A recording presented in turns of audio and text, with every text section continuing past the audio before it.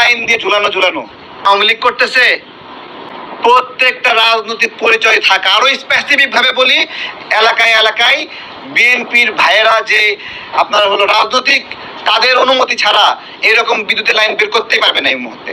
আমাদের অটোগুলোর ক্ষেত্রে সরকার কি পদ্ধতি অবলম্বন করবে?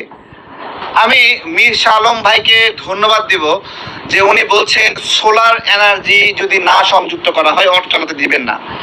খুব ভালো একটা আইডিয়া। আমার প্রশ্ন হলো, বাস্তবায়ন করতে পারবেন?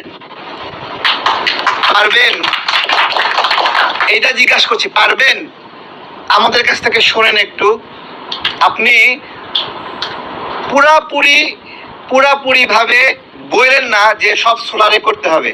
আপনি বলেন যে 70% বা 50% সোলারে করতে হবে, 50% বিদ্যুৎ নিতে পারবেন জাতীয় গ্রিড থেকে। এটা কিভাবে করবেন? আপনার জায়গায় জায়গা তো চোরাই লাইন দিয়ে ঝুলানো। ঠিক আছে, কে করছে? কারা তো হ্যাডাম? এই যে মেইন লাইন থেকে 33,000 ভোল্ট 11,000 ভোল্টের লাইন থেকে ডাইরেক্ট লাইন নিয়ে তাদের চার্জিং গ্যারেজে লাগাই দিচ্ছে। কার এত সাহস, হিম্মত কার? বলেন। আওয়ামী লীগ করতেছে কি? আওয়ামী লীগ করতেছে?